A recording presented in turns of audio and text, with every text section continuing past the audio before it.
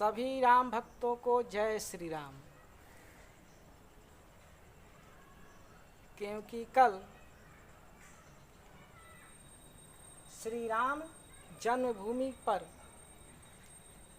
भूमि पूजन का भव्य आयोजन किया गया है,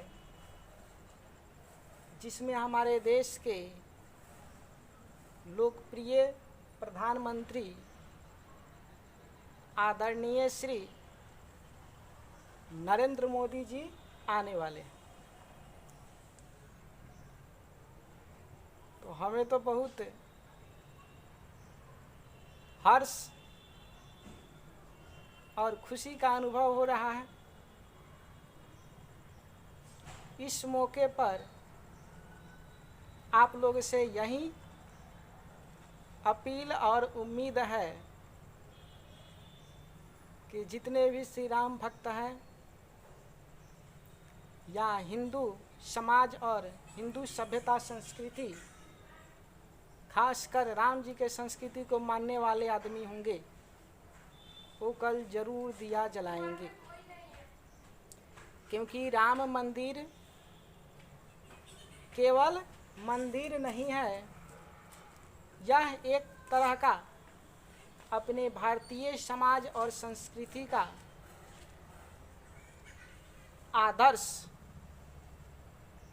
आदर्श रूपी मर्यादा पुरुषोत्तम राम की कहानी का भी प्रतीक है,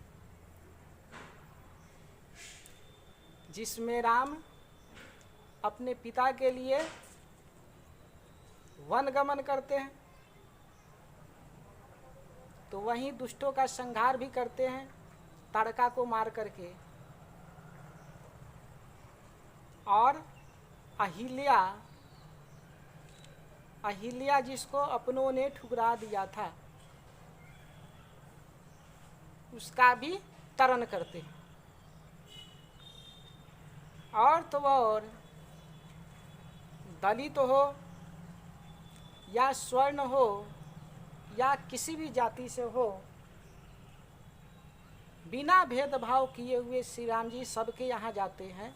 यहाँ तक कि जो मनुष्य नहीं है, बानर है, सुग्रीव जी, उनके पास भी जाते हैं। और देखने वाली बात यह है कि बिना भेदभाव के जाते हैं, तो एक जगह कहीं सबरी के जूठे बेर भी खाते हैं। कहने का मतलब ये है कि अपने कर्मों से, अपने वचनों से राम राज्य जिसको हम लोग बोलते हैं, एकता का और आदर्श का स्वभाव उत्पन्न करते हैं। ठीक है, और इसी को अपने चारों ओर आसपास में फैलाते हैं। ये ऐसे हैं हमारे मर्यादा पुरुषोत्तम श्री राम। और श्री राम जी का जब मंदिर बने तो उसमें किसको खुशी नहीं होगी, ये सोचने वाली बात है। ठीक है, और जहाँ तक बात है धर्म अधर्म की, पाप पुण्य की, तो स्वार्थ रहित होते हैं उससे। वो चाहते तो बाली के साथ मिल करके रावण को तुरंत परास्त कर देते और अपने पत्नी को वापस अयोध्या लाते, लेकिन ऐसा उन्होंने नहीं किया, क्योंकि बाली भी दुष्ट था, दुराचारी था, दुराग्रही था। सिंपल सा शब्द में अपराधी था। और उसका जो अपराध था उसके लिए मृत्युदंड काफ़ी है, इसलिए उन्होंने बाली को मृत्युदंड दिया। जबकि बाली सबसे शक्तिशाली था। कहा जाता है कि बाली रावण को अपने कांख में दाब करके और चारों ओर भ्रमण करता है, यूनिवर्स में भ्रमण करता था। ठीक है, तो उतने शक्तिशाली आदमी के पास नहीं गए, बानर जाति के कुल के जो थे, लेकिन उनका भाई वही जो सुग्रीव, जिसके पास उतना कोई शक्ति नहीं था, लेकिन उनका सहयोग लिए। तो यहाँ से ये दर्शाता है कि शक्तिशाली कोई भी हो, उसके फेवर में नहीं रहना चाहिए, चाहे उसमें अपना हित भी हो।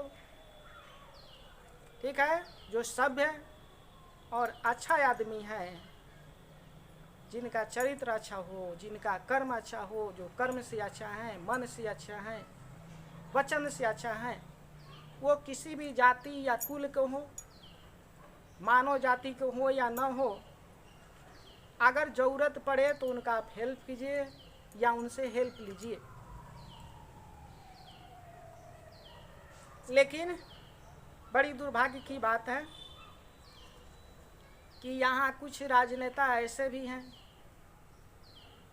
जो दुराचारी है, दुष्टा है, दूसरे का धन लूटते हैं, हड़पते हैं और उनको वोट भी मिल जाता है।